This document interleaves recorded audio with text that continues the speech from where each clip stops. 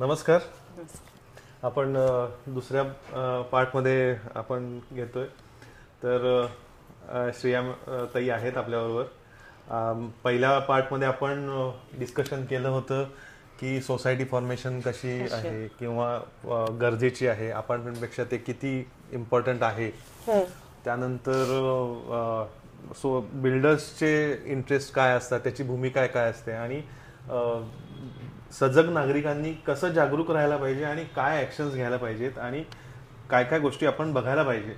नुसतं hard earn मनी आहे, त्यामुळं आपल्याला त्या सगळ्या गोष्टी बघायलाच पाहिजेत. फक्त फ्लॅटमध्ये पोझिशन मिळालं की झालं असं नाही होत.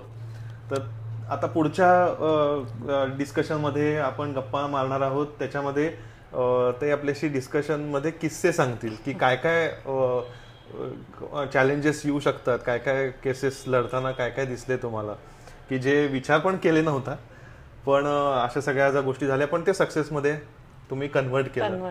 असं काही किस्से आहेत का तुमच्याकडे? हो, म्हणजे अगदी सुरुवातीपासूनच सांगायचं, जेव्हा मी हे सहकारी गृहनिर्माण संस्थाची जसे जसे GR येत गेले की आता पहिला आला की डीम कन्व्हेन्सचा. पहिलं लोकांना वाटायचं की नाही, कन्व्हेन्स हा बिल्डरच करून देत असतो, जो अजूनही बऱ्याच लोकांना माहिती नाही. मग विदाउट बिल्डर कन्व्हेन्स कसं, ह्यासाठी इतकं म्हणजे माझ्याकडे जी पहिली संस्था आली 2010-11ची गोष्ट आहे, आणि त्यांचं म्हणणं आलं नाही त्या बिल्डरच्या आपल्याला पाय पडून कसंही करून कन्व्हिन्स करायलाच पाहिजे. मग ही सगळी मंडळी जी होती, जी पुढाकार घेतात, प्रत्येक संस्थेमध्ये असतात 3-4 जण येतात पुढे आणि हे सगळं कार्य सिद्धीच देतात. बरोबर. तर त्यातले 3 जण आले आणि ते म्हणा, मॅडम बघा ना, तो आम्हाला कुठे कुठे बोलवतोय. म्हणतात कुठे कुठे बोलवतोय म्हणजे कुठे कुठे बोलवतोय. नाही, त्यांनी त्या दिवशी आम्हाला त्या हॉटेलला बोलला, आम्हाला त्या हॉटेलला बोलवलं, पण काय होतंय, तो बिल्डर आमचं ऐकत पण नाहीये आणि कन्व्हिन्स पण करून देत नाहीये, काय करायचं. मी म्हटलं गरजच काय तुम्हाला त्याच्या मागे जाऊन फिरायची. नाही का, त्यातले एक म्हणाले, का आम्हाला उसाच्या गुराळ्याला बोलवलं होतं. म्हटलं काही गरज नाहीये, आता शासनाचं नवीन आलेलं आहे, त्या GR प्रमाणे आपण डीम कन्व्हिन्स करू शकतो. तेव्हा कुठे ते खुश झाले, अवेअरनेस नव्हता. म्हणजे लोक कुठल्या लेवलला जाऊन ह्या संस्थेच्या लोकांना त्रास देऊ शकतात. बरोबर. त्याच्यानंतर म्हणजे हे तर झालं डीम कन्व्हिन्स. अपार्टमेंटच्या बाबतीत तर असा एक किस्सा होता. खूप मोठी संस्था हे होती, प्रोजेक्ट होता एका बिल्डरचं, जसं 200च्या आसपास होते, आणि त्यांची एक हायकोर्टला पण केस होती, ज्याच्यामध्ये ते हे म्हणजे अपार्टमेंटचीच त्यांनी टाकली होती की संस्था होऊ शकत नाही. आणि त्यांच्या त्या लोकांमध्ये तेच झालं होतं की आपली ही काय संस्था होणार नाही. मग 2020 जेव्हा हा कायदा नवीन आला की तुम्ही majority people can form the society, म्हणजे तुम्ही मेजॉरिटीने एकत्र येऊन तुम्ही एक सोसायटीमध्ये हे करू शकता, विड्रॉ करून जाऊ शकता. तर त्यावेळेला थोडासा कोविडचा काळ होता आणि त्यावेळेला सगळ्यांनी एकत्र येणं वगैरे पॉसिबल नव्हतं, कन्सेंट द्यायला वगैरे. पण ती लोक इतकी कंटाळली होती अपार्टमेंट कायद्याला की ती सगळी मंडळी त्यावेळेला जी जमावबंदी होती, म्हणजे 5-5 जण एकत्र येणं, ते सगळं फॉलो करून मास्क, हाताला सॅनिटायझर असं लावून सगळ्यांनी खाली येऊन ते कन्सेंट, पॉवर ऑफ अटर्नीवरती सह्या, म्हणजे इतकं त्यांनी त्या जिद्दीने त्या संस्थेने केलं. ऑलमोस्ट 99% लोक एकत्र आली आणि त्यांनी ते पूर्ण अपार्टमेंटमधून सोसायटी फॉर्म झाल्यानंतर डीम कन्व्हेन्स ही सगळी प्रक्रिया पार पाडली. म्हणजे त्यावेळेचा तो माझा अनुभव, म्हणजे मला असं वाटायचं ही लोक करतील तरी का, पण त्यांनी एक 5 ते 6 दिवसाची एक मुदत ठेवली होती. त्या मुदतमध्ये लोकांनी पेपरही जमा केले एवढ्या मोठ्या प्रमाणात आणि सह्यांचं अभियानही कंप्लीट केलं. ऑलमोस्ट 170-180च्या घरात होती. आणि किती जणांच्या सह्या होत्या? 90% झाल्याच होत्या.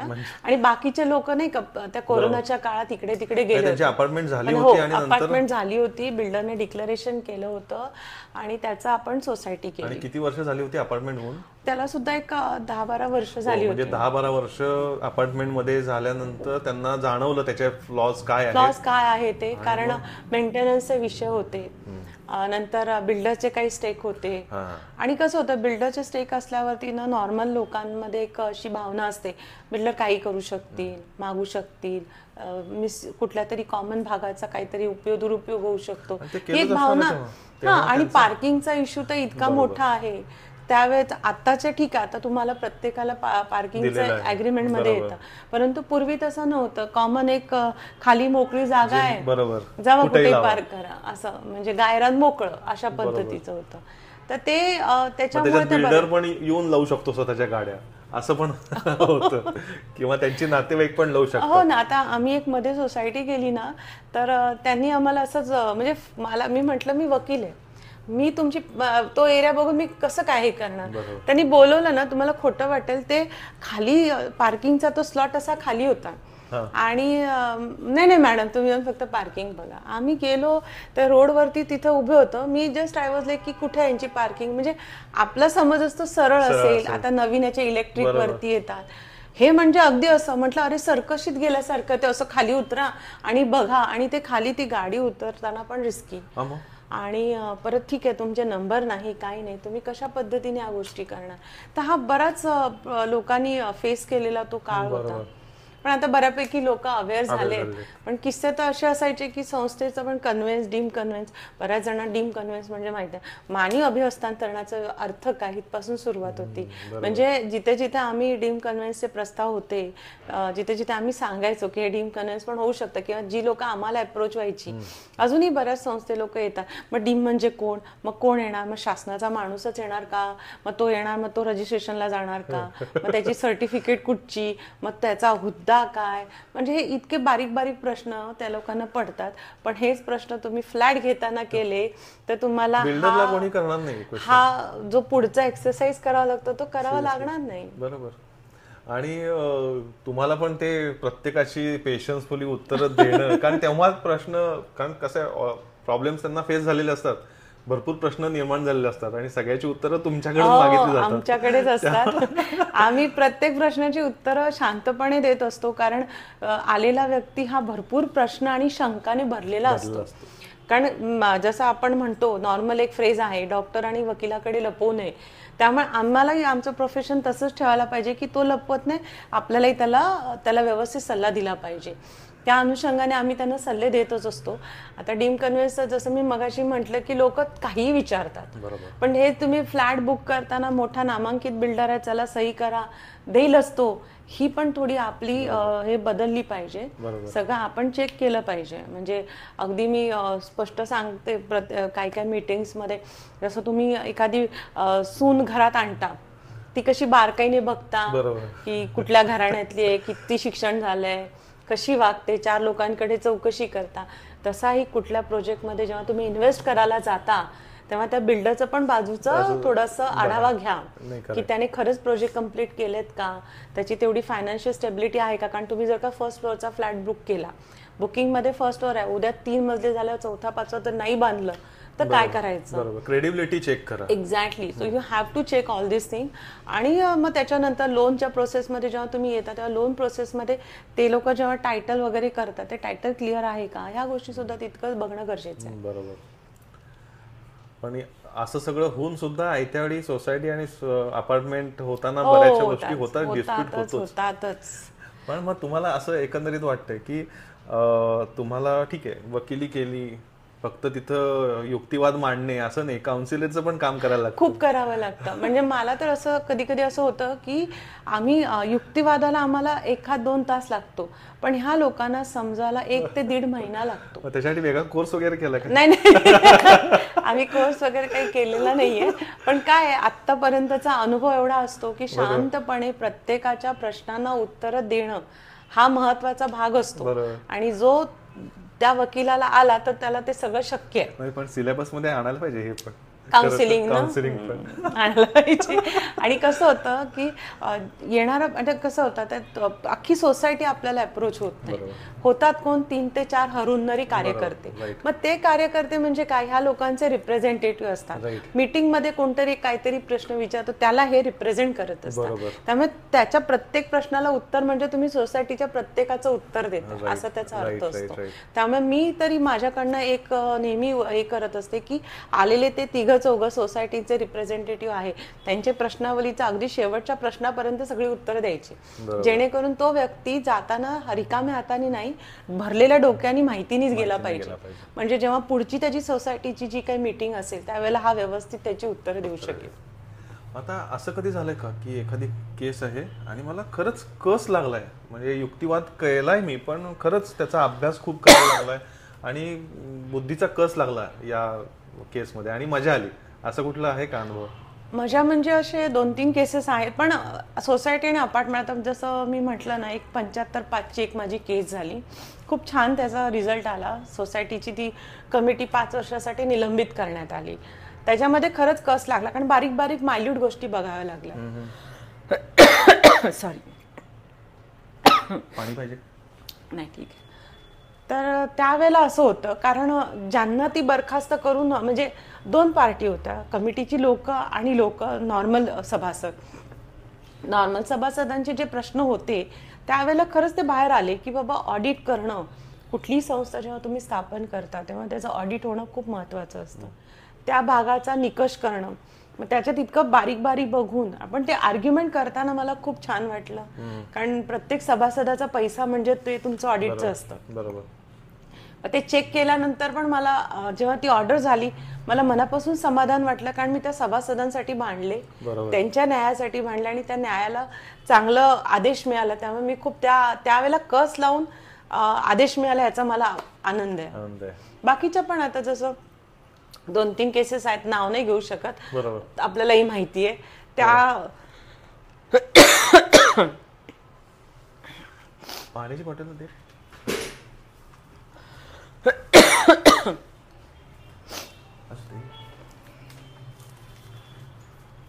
तू हाय करून गेलास तरी चालेल.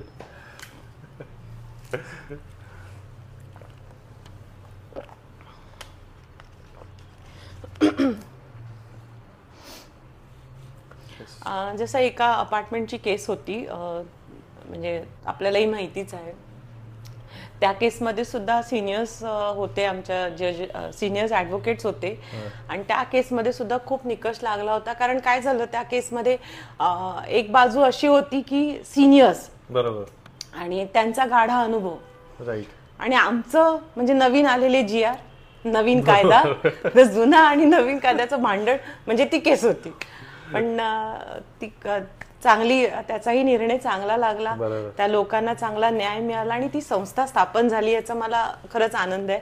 त्यावेळेलाही त्या केससाठी सुद्धा मला बऱ्याच गोष्टींचा अभ्यास करावा लागला होता. पण मला ह्या इथं आवर्जून सांगावं वाटतं की त्यावेळेला त्या संस्थेच्या लोकांनी जो माझ्यावर विश्वास दाखवला, की कारण त्यावेळेला बिल्डरही मोठा होते, वकीलही त्यांचे मोठे होते, पण संस्थेच्या लोकांनी जो माझ्यावर विश्वास दाखवून पूर्ण केस दिली की नाही मॅडम तुम्ही करा, आणि त्यावेळेला जो त्यांचा विश्वास होता, आणि त्या दिवशी मला अक्षरशः 101 ताप वगैरे पण होता, त्या तापात औषध घेऊन मी तिथं उभी होते आर्ग्युमेंट करायला. आणि मला त्यावेळेला आनंद या गोष्टीचा आहे की मला असं वाटलं होतं, घरच्यांनी मला थोडंसं हे केलं होतं की बरं नाहीये तर राहू दे, पुढच्या तारखेला जाऊन आर्ग्युमेंट कर. मी म्हटलं मी जर आज आर्ग्यू नाही केलं तर ह्या लोकांना काय वाटेल की आज आर्ग्युमेंटला मॅटर ठेवलं, मॅडम आल्या नाहीयेत, काही वेगळं तर नाही ना, कारण बिल्डर मोठा होता, वकीलही त्याचे त्या पद्धतीचे लेवलचे होते. तर मी म्हटलं नाही, ठीक आहे, ताप काय 4 तासांनी तो उतरेल, पण तो विश्वास गमवलेला मी परत नाही घेऊ शकत. म्हणून मी त्यावेळेला त्या परिस्थितीत औषध घेतलं, आर्ग्युमेंट केलं. त्याची ऑर्डर आल्यानंतर जो मला आनंद होता तो मी कुठेही म्हणजे माझ्या शब्दात मी सांगू शकत नाही, पण तो खूप मोठा आनंद होता माझ्यासाठी. एक्झॅक्टली, खूप मोठी होती, कारण त्याच्यात पण 2 बिल्डिंग, 2 इमारती वेगवेगळ्या, ऑलमोस्ट 150-200 लोकांचा विश्वास होता माझ्या पाठीमागे, आणि त्या विश्वासाला मी सार्थकी लावू शकले याचा मला खरा आनंद होतोय आज सांगताना. आणि त्यावेळेला सुद्धा त्या लोकांनी अपार्टमेंट नको, आम्हाला सोसायटी पाहिजे म्हणून रात्री 1:30 ते 2 वाजेपर्यंत ती लोक, जी त्यांच्यातली हरुन्नरे कार्यकर्ते होते, सह्या करत होते, मॅडम ह्याच्यावर बरोबर आहे का. 12:30-1 वाजता सुद्धा फोन आले, ते सुद्धा मी अटेंड केले आणि त्या लोकांना गाईडन्स देत होते.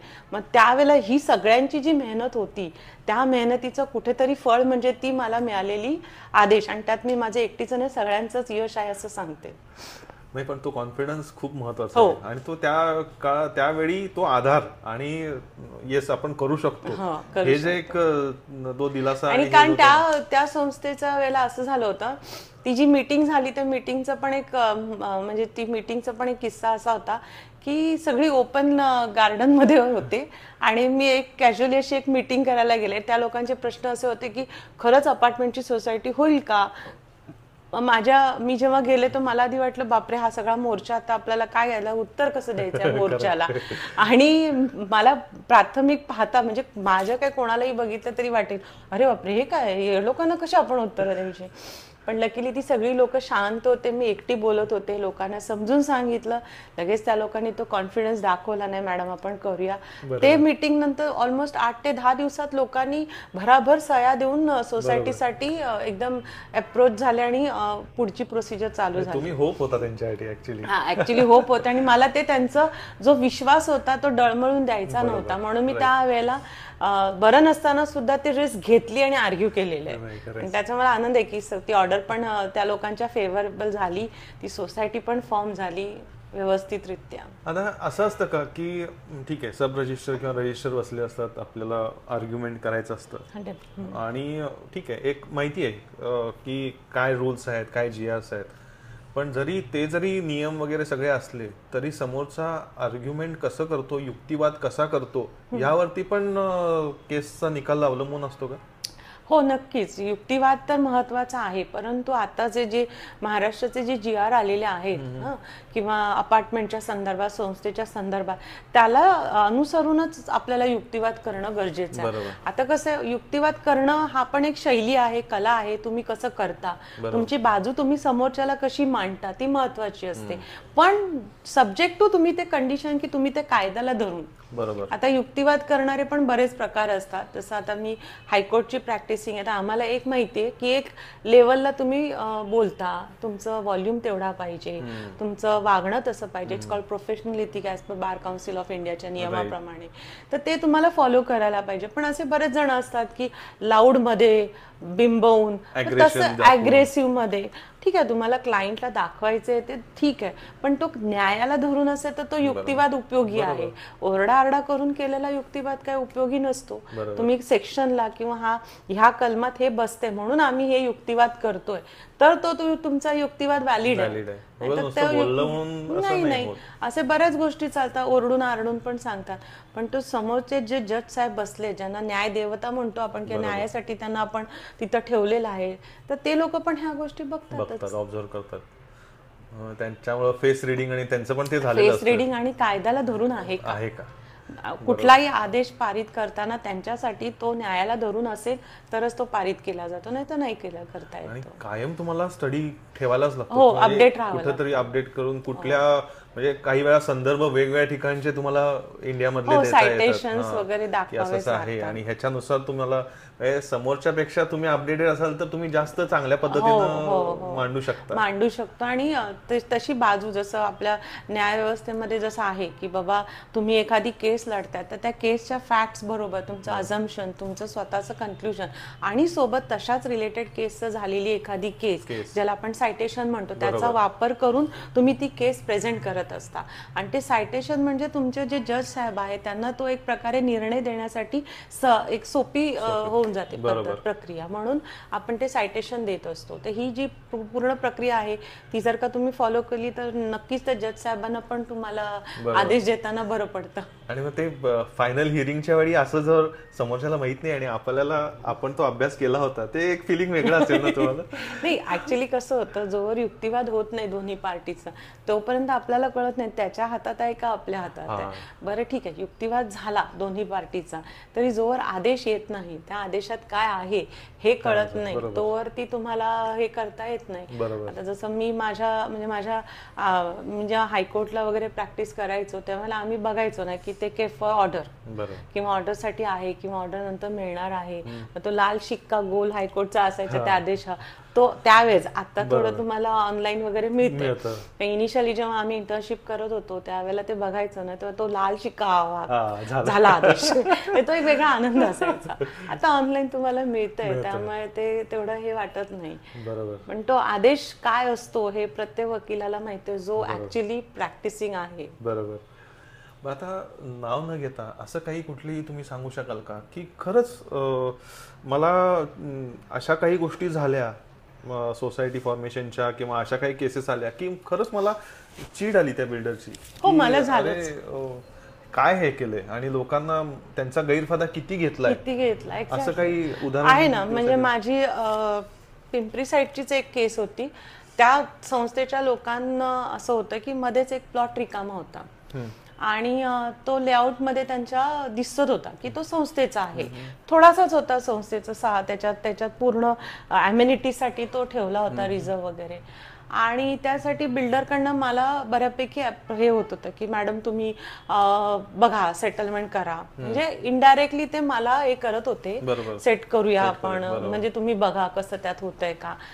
त्यावेळेला मला तो खूप राग आला होता, कारण असं मला डायरेक्टली पहिली गोष्ट कोण अप्रोच होत नाही, कारण माहितीये एक व्यक्तिमत्व असतं. मग त्यावेळेला तशी परिस्थिती आल्यावर मला खूप त्या गोष्टीचा राग आला. परंतु मी त्यावेळेला ट्रान्सपरन्सी म्हणून आधी चेअरमॅनला फोन करून सांगितलं, म्हटलं आत्ताच त्यांच्याशी माझी भेट झाली, त्यांनी अशा गोष्टी मला सांगितलेल्या आहेत, परंतु मी ते रिजेक्ट करते. त्याच्या 3 दिवसांनी आर्ग्युमेंट होतं.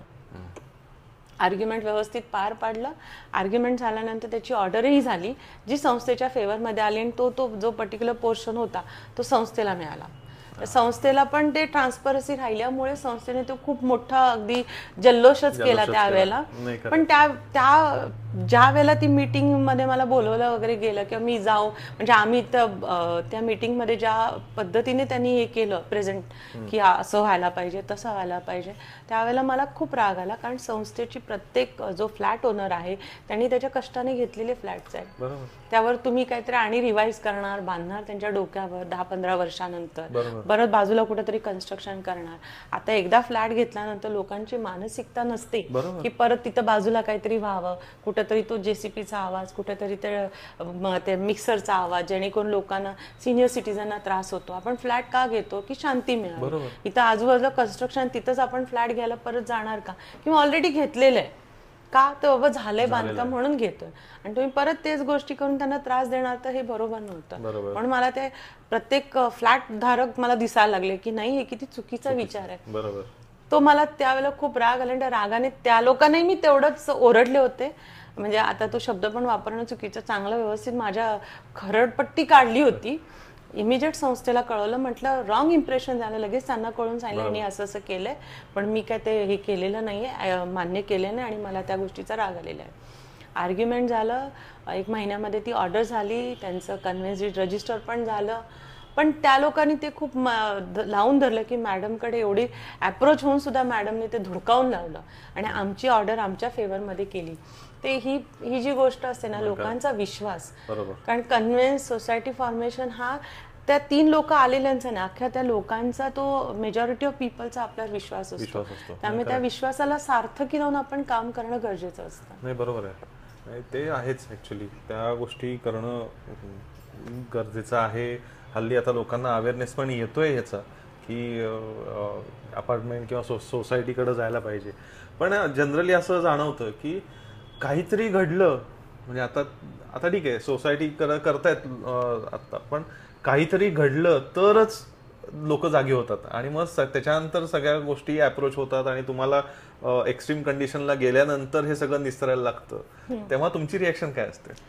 आता कसं आलेला व्यक्ती आपल्याकडे, आता जसं डॉक्टरकडे आपण जातो, इनिशियली आपल्याला ताप आला, घरातल्या आपण डोलो बिलो क्रोसिन बिसिन घेऊन आपण स्वतःला बरं करत असतो, म्हणजे प्रायमरी स्टेज आपण करत.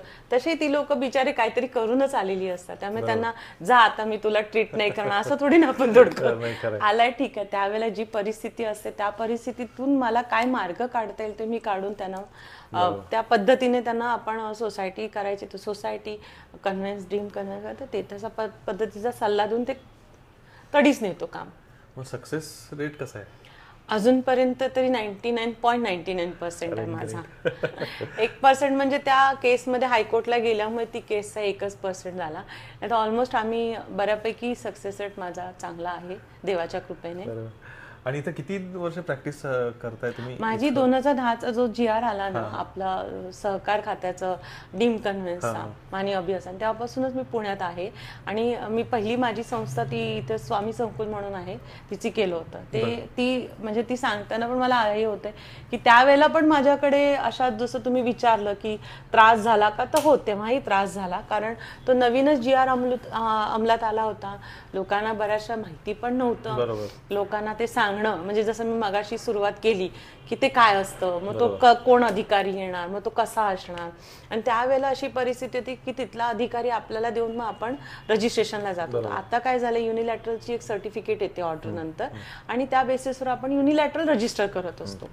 मग ते IGR मध्ये जाणं, प्रत्येकाची स्टॅम्प ड्युटी चेक करणं, तो इनिशियली खूप लोकांना किचकट आणि त्रासदायक वाटत होता. त्या मानाने आता पेपरही कमी केले गेलेले आहेत आणि प्रक्रियाही थोडी सुलभ होण्यासाठी युनिलॅटरल सर्टिफिकेट दिली जाते.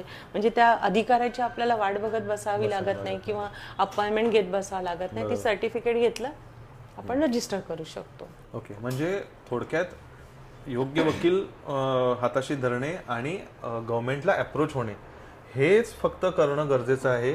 मेजॉरिटी पर्सन जे वाटत असेल ते प्रॉपर योग्य पद्धतीनं जर आपण केलं तर गव्हर्नमेंट पण आपल्या म्हणजे त्या शासन महाराष्ट्र जिल्हा उपनिबंधक कार्यालयात हा सगळा जो काही प्रपंच चालतो तो तिकडेच आहे. तर तिथे फेवरमध्ये ते जनरली लोकांच्याच फेवरमध्ये आहे, लोकांच्या म्हणण्यापेक्षा संस्थेच्या. पण सब्जेक्ट टू संस्थेने पण तशाच पद्धतीच्या सगळ्या गोष्टी पुरवल्या पाहिजे तरच शासन तुम्हाला किंवा जिल्हा उपनिबंधक कार्यालय तुम्हाला मदत करेल असा विषय. माझा एक किस्सा होता की आधीच्या सोसायटीमध्ये 2011-12चीच गोष्ट आहे. तिथं असंच झालं होतं की सगळे लोक जे आहेत त्यांना पहिल्यांदा सोसायटीसाठी फॉर होते. नंतर समथिंग बिल्डरनं एका वकिलाला आणलं, त्यांना सांगितलं की नाही बाबा ऑलरेडी बिल्डर पुढे गेलेले आहे, त्यामुळे अपार्टमेंट केल्याशिवाय तुम्हाला गत्यंतर नाही आहे. मग साखर संकुलला गेलो मी, कारण त्यांना ते 11-12ला ते पृथ्वीवर चव्हाणांचे ते मेन हे होतं ना, तर त्यामुळं म्हटलं अप्रोच तर करून बघू नक्की काय होतंय. तर तेव्हा चांगला सपोर्ट मिळाला होता साखर संकुलमधून मला. आणि तिथं सब रजिस्टरनं सांगितलं होतं की करू शकतो आपण, आणि ते तुम्ही फक्त अपार्टमेंट डीड कुणी केलेलं नाही ना हे बघा. मग ते केलं, नोटीस वगैरे पाठवल्या. आम्हाला वाटलं की बिल्डर आता काही येणार नाही, पण नेमकं समोर आला. आम्ही सगळे होतो ओके, म्हटलं काय प्रॉब्लेम नाही आहे, आता आमच्या बाजूनं लागणार, बिल्डर काय सोलापूरहून वगैरे येणार नाही. पण आले की समोर दोघं जण. मग इथं कसे असं प्रश्न आमचा आला, काय तुम्ही बोलवलंय यायलाच पाहिजे. मग वरती चालू झालं हिअरिंग. आमच्यासाठी तर पहिलाच अनुभव होता. पण मध्ये आम्हाला बोलवलं, मग आम्ही सोसायटी मेंबर सगळे, पलीकडं बिल्डर आणि मध्ये ते सब रजिस्टर जे होते. तर त्यांनी सर एकच शब्दात असायचं, का म्हणे काय अपार्टमेंट का करताय, सगळे लोक म्हणतायत ना सोसायटी करतायत म्हणून, करा पाहिजे म्हणून, करून द्या की, काय प्रॉब्लेम आहे तुम्हाला. एवढं कॅज्युअली त्यांनी विचारल्यानंतर ते उलट जरासं घाबरले बिल्डर की नाही आम्ही अपार्टमेंट केली आहे किंवा आम्हाला जरासं बघायला लागेल, सर्च करायला लागेल. म्हणजे त्यांना त्यावेळी माहिती नव्हतं. जस्ट कुठल्या तरी वकिलांना सांगितलं होतं आता काय टेन्शन नाही आपण करूया, डिक्लेरेशन केलं असेल म्हणून. त्यानंतर 2 हिअरिंग झाल्या आणि संपुष्टात आली, सोसायटी फॉर्म झाली. बरोबर आहे. त्यामुळं हे जाणवतं की बाबा प्रॉपर वे न गेलं, मेजॉरिटी असेल तर अजूनही गोष्टी होऊ शकतात आणि लोकांनी पण त्या गोष्टी कराव्यात. कारण सोसायटी फॉर्मेशन नंतर किती स्टॅबिलिटी येते हे माझ्या आधीच्या सोसायटीमध्ये पण बघतोय आणि आताच्या सोसायटीमध्ये पण हा अनुभव आहे. कारण सोसायटीमध्ये एक शिस्तबद्ध कारभार आहे. बरोबर. आतापर्यंत मी जेवढ्या, आता आमच्याकडे रिकव्हरी म्हणा, डिफॉल्टर आहे. आता अपार्टमेंटमध्ये डिफॉल्टर असला तर तुम्ही कुठे जाणार. आता फक्त कंप्लेंटची प्रोव्हिजन आहे जी तुम्ही डेप्युटीकडे जाऊन त्याच्यावरती हिअरिंग वगैरे घेऊ शकता. पण जी अशी स्ट्रिक्ट आहे, आता जी 154B नवीन जो काय कलम आता हे झालेला आहे, त्या कलमातल्या ज्या काही नवीन अमेंडमेंट झालेल्या आहेत त्याच्यामध्ये पण ह्या बऱ्याचशा गोष्टी घेतलेल्या आहेत. 5 आणि 5च्या वर लोकांची पण संस्था होऊ शकते, हे पण अजून लोकांना माहिती आहे. त्यातली आम्ही एक सिंहगड रोडवरची पारिजात म्हणून सोसायटी आहे ती केली आम्ही, 7 मेंबर्सचीच आहे. पहिली माझी कमीतवाली सोसायटी होतं ना, 8 पेक्षा जास्त होतं. आता ते 5 आणि 5च्या वर ते एक नवीन आम्ही केलेली आहे. असे बरेच अमेंडमेंट झाले किंवा आता पहिले 101 खाली रिकव्हरी होते ते 154B मध्ये पण तुम्ही करू शकता. आता कसं झालंय ते ह्या सगळा जो रेट आहे तो ह्याच्यामध्ये खूप जास्त आहे आपल्या कशामध्ये सोसायटी ऍक्टमध्ये, कॉपरेटिव्ह हाऊसिंग सोसायटी कायद्यामध्ये ह्या गोष्टी खूप अशा ह्याच्यात गेलेल्या आहेत, म्हणजे पूर्णपणे स्ट्रिक्टली फॉलो केल्या जातात आणि त्या इतक्या व्यवस्थित आहे कारण त्याचा जो कार्यकाल किंवा ती कार्यप्रणाली जी आहे ती जिल्हा उपनिबंधक कार्यालयामार्फत चालून जाते आणि ते तशा पद्धतीचे GR वेळोवेळी होत गेले. अपार्टमेंट कायद्याचा विषय काय झाला, 1970 नंतर त्या कायद्यामध्ये 2च बदल झालेले आहेत, जे सेक्शन 14B आणि सेक्शन 16. आणि आता हल्लीच या नवीन ह्याच्यामध्ये नवीन एक समिती नेमण्यात आलेली आहे जी अपार्टमेंट कायदा अमेंडमेंट करण्यासाठी काम करणार आहे आणि त्याच्यामध्ये बऱ्याच सूचना गेलेल्या आहेत. त्याच्यामध्ये मी पण माझ्या बऱ्याच सूचना दिलेल्या आहेत की कशा पद्धतीने याला हे केलं म्हणजे अपार्टमेंट केली तरी फायदेशीर व्हावं असं म्हणताय तुम्ही. म्हणजे अपार्टमेंट कायद्यामध्ये त्या अमेंडमेंट ह्याच्यासाठी कराव्यात की तोही सोसायटी कायद्यासारखा तेवढाच प्रगल्भ व्हावा किंवा तोही तितका स्ट्रॉंग व्हावा. त्यासाठी मग आता त्या कायद्याला सुद्धा उभारी येण्यासाठी हे सूचना मागवल्या गेल्यात आणि मे बी आता जर का गव्हर्नमेंट हे झालं, शासनात बदललं किंवा शासन कुठलं आहे ते माहित नाही आजच आहे, त्यामुळे जर का ते बदललं आणि जर तेच राहिलं तर ते राहिलं किंवा ते बदललं जे काय असेल ते, पण सूचना तरी लोकांच्या गेलेल्या आहेत. त्या सूचनांवरती जर का थोडं तरी हे केलं, अभ्यास केला तर नक्कीच आपल्याला नवीन अपार्टमेंट कायदा सुद्धा गृहरचना सहकारी संस्थेच्या कायद्यासारखाच तेवढाच प्रगल्भ मिळेल. म्हणजे आपण उद्या म्हणू शकणार नाही की अरे मी अपार्टमेंट घेतलं म्हणजे मला काही नाही, तर जर का ह्या कायद्यामध्ये जर का बदल झाले तर नक्कीच तोही गृहरचना संस्थेसारखाच हे होऊन जाईल. एक आता आपल्या बोलण्यामध्ये मला लक्षात आलं की ठीक आहे आता हे होणार आहे, म्हणजे जर तरच्या गोष्टी आहेत फिक्स झालेलं नाही, पण तुम्ही म्हणता की किती 1900 कधी अमेंडमेंट कायदा अपार्टमेंटचा ना 1970 आणि त्यात 2 फक्त अमेंडमेंट पण 2020-21 22च्या 2 वर्षातच. आणि सोसायटी किंवा गृहरचनामध्ये बऱ्याच अमेंडमेंट्स बदल होत आले. म्हणजे याचा अर्थ असा आहे की ह्याच्यावरूनच कळतं की सोसायटी फॉर्मेशन किती अपडेटेड आहे आणि ते किती त्याच्यात अमेंडमेंट झालेत, म्हणजे त्या लोकांच्यासाठी कसं सोयीस्कर गोष्टी होतील याचा विचार त्याच्यात करण्यात आलेला आहे. सोसायटी कायद्यामध्ये असा विषय आहे की संस्था लोकांचा जो कल का आहे, कारण तिथं सुसूत्रता खूप आहे. आता तुम्ही पाहत त्याचे इलेक्शन प्रोसिजर आहे, इलेक्शन नंतर तुमची मॅनेजमेंट कमिटी, बरं मॅनेजमेंट कमिटी जर बेताल वागली त्याला तुम्हाला हे करता येते, बरखास्त करता येते. संस्थेच्या एखाद्या व्यक्तीविरुद्ध तुम्हाला काही करायचं असेल, तो डिफॉल्टर असेल, रिकव्हरी करता येते. तुमच्या इलेक्शन मध्ये तुम्हाला अधिकार आहे तुमची कमिटी निवडायचा. कमिटीमध्ये पण चेअरमॅन सेक्रेटरी मधल्या 2-3 व्यक्ती जर का काही असेल तर ती सुद्धा प्रोव्हिजन आहे की तुम्ही त्यांना सुद्धा बडतर्फ करू शकता.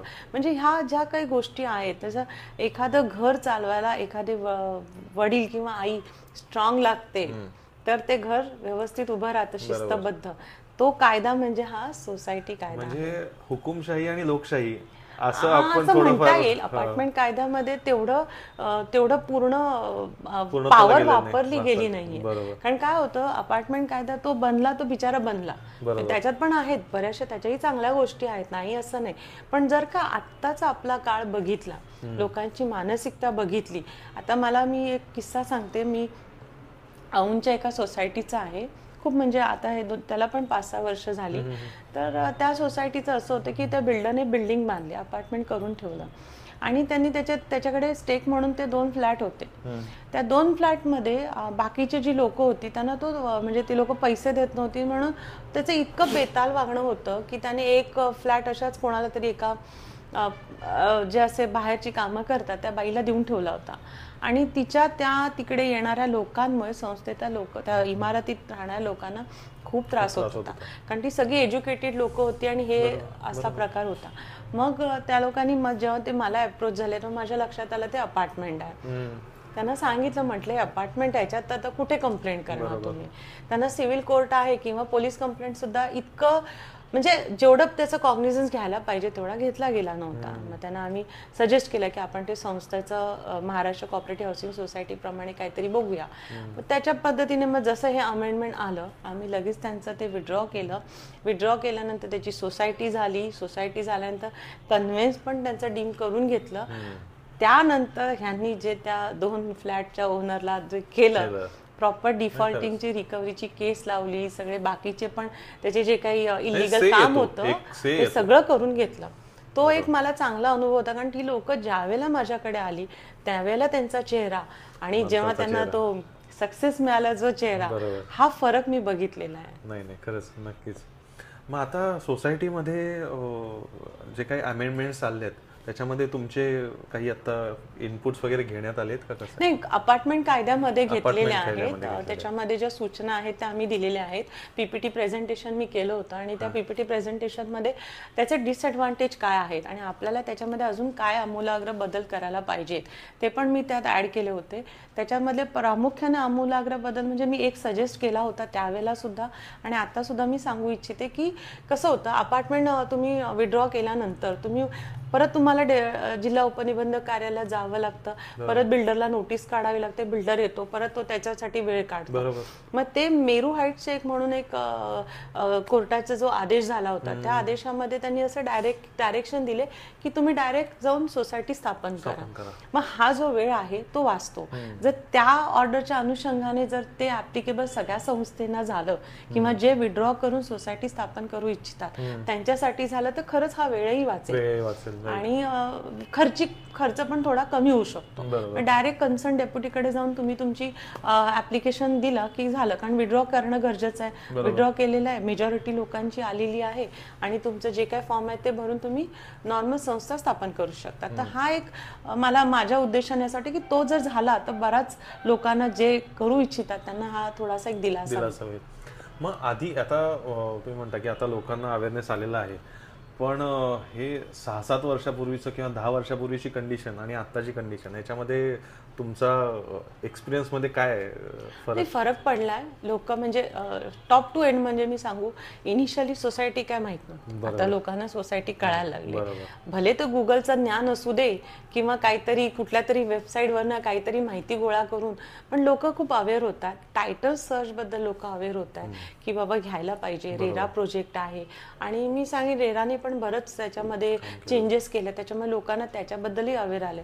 पहिला असं वाटायचं बिल्डरच्या अगेन्स्ट आहे, तर नाही, तुमच्या बिंग अ फ्लॅट ओनर म्हणून तुमच्या पण अगेन्स्ट आहे जर तुम्ही पेमेंट नाही करत असाल तर. ह्या गोष्टी खूप लोकांना आता कळायला लागलेल्या आहेत आणि इतके सारे जिल्हा उपनिबंधक कार्यालयातनं पण मेळावे घेतले जातात ज्याच्यातनं डीम कन्व्हेन्स काय आहे त्याबद्दल लोकांना माहिती दिली जाते. त्यामुळे तोही एक प्रकारचा लोकांमध्ये अवेअरनेस आलेला आहे. पूर्वी नव्हतं. पूर्वी कन्व्हेन्स काय आहे, या कन्व्हेन्स आणि डीम कन्व्हेन्स हे शब्द आम्हाला 4-5 वर्षापूर्वी समजून सांगावे लागायचे, याचा अर्थ काय. मग तो मानिवच का म्हणतात त्याला, असा तो प्रश्न अजूनही माझ्या कानात घुमतो. मग त्याचा अर्थ काय. मग ते पहिलं ते ऑफिसर येणार, मग तो ऑफिसर येणारच का, नाही आला तर काय करायचं, मग आमचं राहणार का. मग हे प्रश्न आधीचे होते. आता नाही, आता सगळ्यांना कळलंय प्रक्रिया काय आहे, किती महिने लागतात, कशी चालते आणि प्रॉपर्टी कार्डला नाव लावणं पण तितकंच गरजेचं आहे हे सुद्धा आता कळालेलं आहे. पण ही आताची पिढी झाली. तुम्ही जर का 70-80च्या आधीचं बघितलं ना, त्यांना अजून माहिती नाही. अजून कितीतरी बिल्डिंग नुसतं उभ्या आहेत स्टँड अलोन, त्यांचं अजून कशातही रूपांतर पण झालेलं नाही, फक्त ॲग्रीमेंट करून बसलेले आहेत. म्हणजे आता त्या अशा कंडिशनला आहेत की रिडेव्हलपमेंटला आहेत. कुठला बिल्डर त्यांना अप्रोच होत नाही कारण त्यांची सोसायटी नाही आहे किंवा अपार्टमेंटही नाही. मग ह्या गोष्टी आता त्यावेळेला लोकांना कळत नव्हत्या पण आता कळायला लागले. म्हणजे मग त्याची सोसायटी करायला पाहिजे किंवा अपार्टमेंट नाही, अपार्टमेंट बिल्डर नाही म्हटलं करणे, त्यांना सोसायटी करून मग पुढे त्यांना जर रिडेव्हलपमेंट करायची असेल तर ह्या गोष्टी करायला लागणार. आणि कसं आहे फ्युचर कसं बघता की आता नवीन जे आता प्रोजेक्ट, कारण आता रिडेव्हलपमेंट हे जास्तच प्रमाण वाढणार आहे कारण पुण्यामध्ये जागा नाही आहे, तेच रिडेव्हलप करायचं. तर त्यामुळं त्यावेळी पण असे चॅलेंजेस आता येणार तुमच्या? हो, आता आमच्याकडे रिडेव्हलपमेंटचे पण प्रोजेक्ट आहेत, त्याच्यामध्येही चॅलेंजेस आहेत. कारण कसं आहे, ज्या आता सोसायट्यांचे कन्व्हेन्स झालेले आहेत ते कन्व्हेन्स करून गप्प बसलेले आहेत. बिल्डरने दिले ना म्हणजे सगळं संपलेलं आहे. त्याची नाव प्रॉपर्टी कार्डला 7/12ला आलेली नाहीये. 7/12वरती इंट्रा झाल्यात पण प्रॉपर्टी कार्डला त्याची ती एंट्री रिफ्लेक्ट झालेली नाहीये. हे चॅलेंजेस खूप आहेत. आणि रिडेव्हलपमेंट ही प्रक्रिया अशी आहे की 3 ऑक्टोबर 2023 रोजी, आता 24 मध्ये सॉरी 23 मधली एक गोष्ट आहे जे GR हे शासनाने एक हे दिली होती, असं म्हणजे एक असं GR म्हणता येणार नाही, पण 50% जरी लोक रिडेव्हलपमेंटला तयार असतील तर तुम्ही ते अप्रूव्ह करून टाका. त्यांनी ते मंत्रिमंडळाच्या बैठकीमध्ये ते केलं होतं अपार्टमेंटच्या संदर्भात. पण त्याच्यामध्ये पण असा लायकुना आहे की त्या लोकांचं प्रॉपर्टी कार्डवर जर नाव असेल तर तुम्ही त्यांची जमिनीची मालकी कशी काढणार. बरोबर. मग काय काय याच्यामध्ये इतके लॅकुनस असतात, क्लिअरिटी असल्याशिवाय तो कायदा पण तितका सुस्थितीत आपल्याला आणता येत नाही. बरोबर. आता त्याच्यात सोसायटीचं एक बरं आहे की महाराष्ट्र कॉपरेटिव्ह हाऊसिंग सोसायटीच्या ऍक्टमध्ये रिडेव्हलपमेंटसाठी तुम्हाला प्राधिकृत अधिकारी करावा लागतो, त्याच्या देखरेखीखाली तुमची जनरल बॉडी मीटिंग होते. त्यात तुम्ही जो काही सिलेक्ट केलेला बिल्डर असतो त्यासाठी लोकांनी निवडून द्यावा लागतो. एकमताने असेल तर गोष्ट वेगळी आहे. टेंडर फ्लोट करणं, PMC, तर या सगळ्या गोष्टी तुम्हाला तिथे फॉलो कराव्या लागतात. हे कॉपरेटिव्ह हाऊसिंग सोसायटी ऍक्ट मध्ये प्रोव्हिजन आहे. त्यामुळे रिडेव्हलपमेंटसाठी इथं थोडा सेफ कारभार आहे. जर काय असेल तर तुम्ही त्याच्याबद्दल तशी योग्य ती तक्रार करू शकता. आणि इथे कसं आहे, कॉपरेटिव्ह हाऊसिंग सोसायटीमध्ये ते रिझॉल्युशन, ठराव ते खूप महत्वाचे असतात. तसं अपार्टमेंटमध्ये तुम्हाला लोकांना सगळ्यांना घेऊनच चालणं गरजेचं आहे. तो जरी मी मगाशी जसं नमूद केलं की 3 ऑक्टोबरचा जो होता 2023चा, त्यावेळेचा जो होता तो ऍप्लिकेबल अजून तितका पाहिजे तसा झालेला नाहीये. कारण जरी लोकांनी निवडून दिला तरी एक जरी माणूस राहिला, मग त्यासाठी तुम्हाला परत कोर्टात जाऊन ते हे करणं, ती प्रक्रिया थोडीशी किचकट आणि वेळ खाऊ आहे. तर ती करावी लागते, असा विषय आहे तो. आणि एक हे लक्षात येतं की 1970च्या किंवा जुन्या ज्या रिडेव्हलपमेंटला आलेल्या ते डीम्ड जे आहे विदाऊट बिल्डर, कारण आता 1970च्या कुठं बिल्डर तो असणार आहे आता. तर हा एक कायदा डीम्डचा जो आहे तो इथं फायदेशीर होतो. पण ते त्यांच्याकडे तसे कागदपत्र पण लागतात. नाहीतर तुम्हाला एरिया कुठला देणार, म्हणजे जिल्हा उपनिबंधक कार्यालयात तुम्ही आहे म्हणून चालणार नाही. कोणत्या बेसिसवर ते करणार नाही. तो झेड फॉर्म सोसायटी फॉर्मेशनला. डीम कन्व्हेन्ससाठी लागणाऱ्या गोष्टी तुमचा लेआउट प्लॅन आहे, तुमच्या फ्लॅटचे अग्रीमेंट आहे, कम्प्लिशन तरी ठीक आहे, कम्प्लिशनचं एक्झम्पशन असलं, कमेन्समेंट, तुम्ही किती फ्लॅट दाखवले तेवढे आहेत का, या सगळ्याचा निकष लागतो. ते पण असतं की बिल्डरने एक वेगळंच दाखवलंय, तुम्ही एक वेगळंच साईन केलंय अग्रीमेंट मध्ये, आणि 4 मजल्याची अप्रुव्हल होतं आणि 5वा किंवा 6वा करून मोकळं झालंय. बिल्डर पण आता नाहीये. होतं काय बिल्डर आहेत. माझ्याकडे केस होती त्याच्यामध्ये तर असं होतं, बिल्डरनी 5 माळ्यापर्यंत सँक्शन घेतलं, बांधले 4च, 1 माळा तसाच होता, आणि तो त्या लोकांवर प्रेशराईज करत होता की तो माळा माझा आहे, त्याचं पण माझंच हे राहणार. ही लोक पण शांतपणे ऐकत होते. कन्व्हिन्स करताना जेवढं होतं तेवढं दिलं, पण बिल्डरचा तो एक प्रेशर पॉइंट राहतो. नाही, बिल्डरचा पॉवर आणि प्रेशर ते आहेच, कायम जाणवतं, कारण तो मोठा माणूस असतो, त्याच्याकडे मॅनेज करण्यासारख्या गोष्टी असतात. पण आणि आपल्याकडे कसं नोकरदार माणसं वेळ नाही, नोकरदार माणसापेक्षा त्यात आपण वेळ घालवायला नाही पाहिजे. हार्डली 1-2 असतो जो त्याच्यासाठी भांडतो, नाही तर बाकी सगळे नोकरदार असतात. नोकरी करायची ते त्याच्यात बरं राहणं बरं वाटतं, आणि हा झगडा द्यायसाठी लोकांची मानसिकता नसते. त्याच्यामुळे हा थोडासा प्रभाव असतो की काही मेजॉरिटी पीपल आपल्या डोक्यावर बसू शकतात. बरोबर. आता आता इथं वनाज कॉर्नरला तुमचं ऑफिस आहे. ऍड्रेस काय आहे ऍक्च्युली इथला या ऑफिसचा? साई अपार्टमेंट, 3rd फ्लोअरला. तर इथं कोणकोणत्या ऍक्टिव्हिटीज होतात, म्हणजे कोणकोणते केसेस घेतले जातात? इथं माझ्याकडे सगळ्या ज्या कॉपरेटिव्ह हाऊसिंग सोसायटी रिलेटेड ज्या आहेत त्या सगळ्या केसेस असतात. इथं आमच्याकडे रेराचं पण आहे, CA पण आहे. तर आमच्याकडे ह्या सगळ्या गोष्टी आम्ही